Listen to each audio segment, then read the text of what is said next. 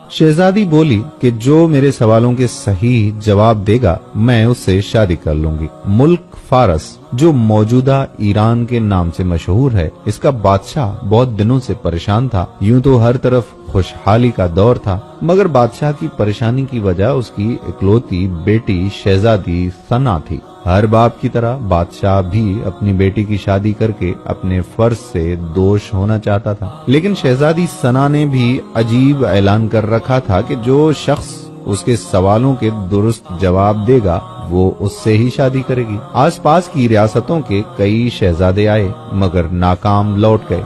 इस मुल्क में नौजवान तालिबे इल्म भी रहता था, उसका नाम आजम था। उसने अपने वालिद से कहा कि वो भी अपनी किस्मत आजमाना चाहता है। आजम के वालिद उस्ताद थे और कई बरसों से लोगों में इल्म की रोशनी बांट रहे थे। मुल्क फारस का वजीर आजम, बड़े बड़े दरबारी और शहर का काजी भी उनके शागिर्द थे।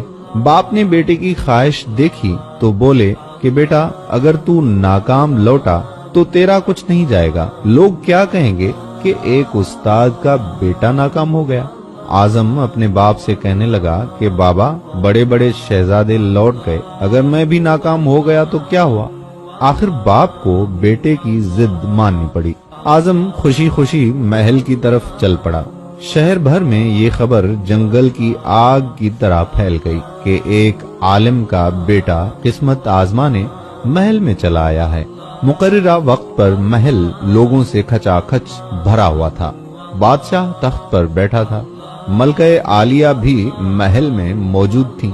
वजीर, अमीर, दरबारी और अवामुल नास सब दरबार में मौजूद थे। आखिर शहजादी ने अपना पहला सवाल कर डाला। उसने शहादत की उंगली फिजा में बुलंद की। आजम ने कुछ देर तवक्कुफ किया और फिर शहादत वाली उंगली के साथ वाली उंगली भी फिजा में बुलंद की। ये देखकर शहजादी मुस्कुरा उठी और मलके आलिया बोली, शाबाश ऐ नौजवान, तुम पहला मरहला कामयाबी से तय कर गए हो।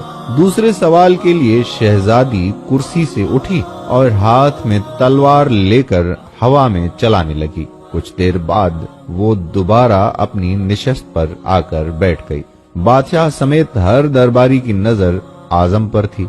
आजम खड़ा हुआ और अपनी जेब से कलम निकालकर फिजा में बुलंद कर दिया। शाबाश ऐ नौजवान, हम खुश हुए। मलके आलिया की आवाज दरबार में उभरी और कहने लगी कि ये जवाब भी दुरुस्त है। दरबार मुबारक हो की आवाज से गूंज उठा।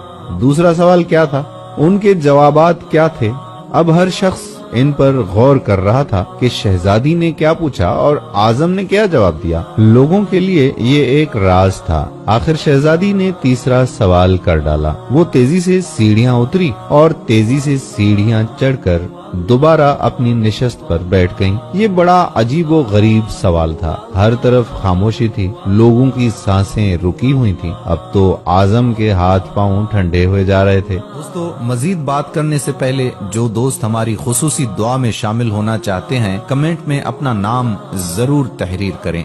आखिर आजम खड़ा हुआ और अपने दिल पर हाथ रखकर शहजादी की तरफ देखने लगा। मरहबा मरहबा ऐ नौजवान, मुबारक हो, शहजादी ने तुम्हें पसंद कर लिया है। मलके आलिया की आवाज के साथ ही शहजादी सना शर्माकर महल के अंदरूनी हिस्से में चली गई और महल मुबारकबाद की आवाज से गूंज उठा। लोग खुशी से झूम रहे थे। वो दिल ही दिल में अल्लाह का शुक्र अदा कर रहा था जिसने उसे ये एजाज बख्शा था। बादशाह ने आजम से पूछा कि ऐ नौजवान, मलका आलिया को तो तुमने मुतमैन कर दिया, अब ये बताओ कि तुमसे क्या पूछा गया था और तुमने क्या जवाब दिया। अगर तुमने एक भी गलत जवाब दिया तो तुम्हारी गर्दन मार दी जाएगी। आजम पुरएतमाद अंदाज में खड़ा हुआ और बोला कि बादशाह सलामत। शहजादी ने एक उंगली खड़ी करके पूछा था कि तुम क्या अल्लाह को एक मानते हो?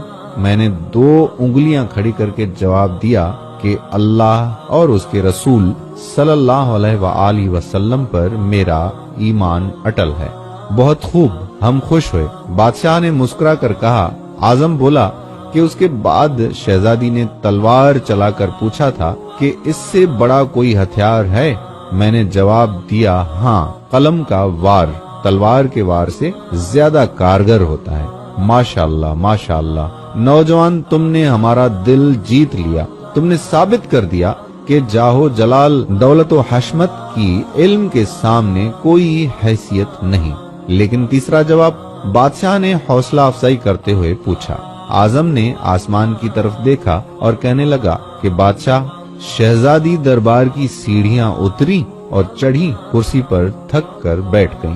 उन्होंने पूछा था कि मैं थक चुकी हूँ, लेकिन मेरे जिस्म की एक चीज नहीं थकी। मैंने जवाब दिया, दिल। ये पैदाइश से लेकर मौत तक बगैर थके धड़कता रहता है।